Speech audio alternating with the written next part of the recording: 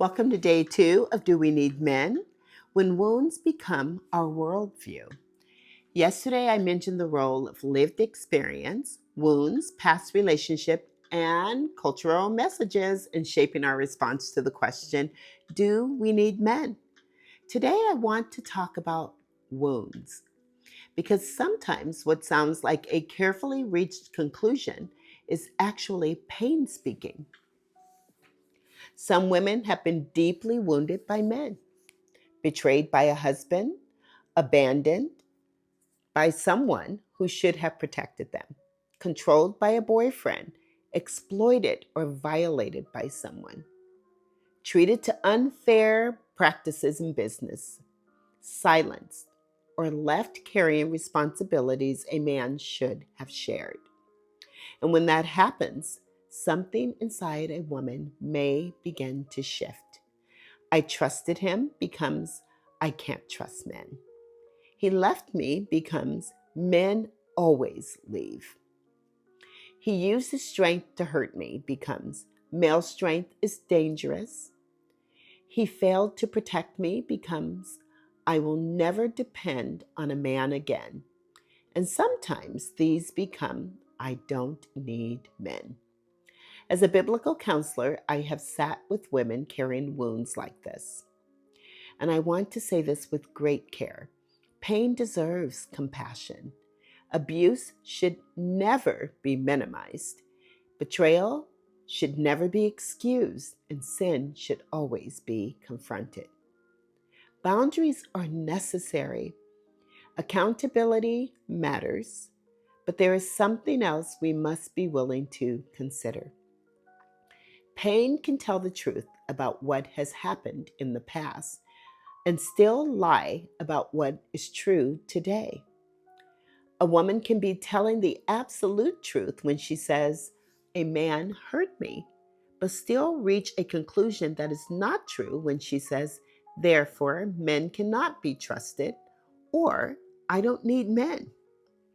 Without care for her wound, she may begin to walk through life punishing every man because one man has caused her wound. She may begin passing down that wound to her daughters or influencing those who have compassion for her or younger women who are just beginning the journey into adulthood. And eventually, an entire population is on trial because of what one man did, and the wound becomes the worldview. And sometimes that independence is actually fear dressed in armor. What looks like strength was actually a vow made in her pain. And I understand that vow. But vows made in pain can quietly begin governing our lives long after danger has passed. They can shape who we trust, how we love, what we expect, and what we reject, how we interpret a man's strength, and how we respond to his leadership, and even whether we can receive something good from a man who has done nothing to earn our suspicion. Healing does not require that we ignore evil, but it does mean that we treat people with honesty. We set wise boundaries, and forgiveness will never mean there's an absence of accountability. But healing may require us to ask whether a man who has wounded us is being allowed to shape us and govern us. Romans 12:2 reminds us to be renewed in our minds. And sometimes that renewal requires enough courage to ask, is the conclusion I've made true? Is it founded on sound principles? Or has pain been doing some thinking for me?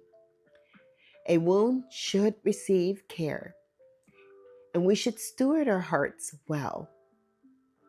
The right protection should be offered, and justice should always be served.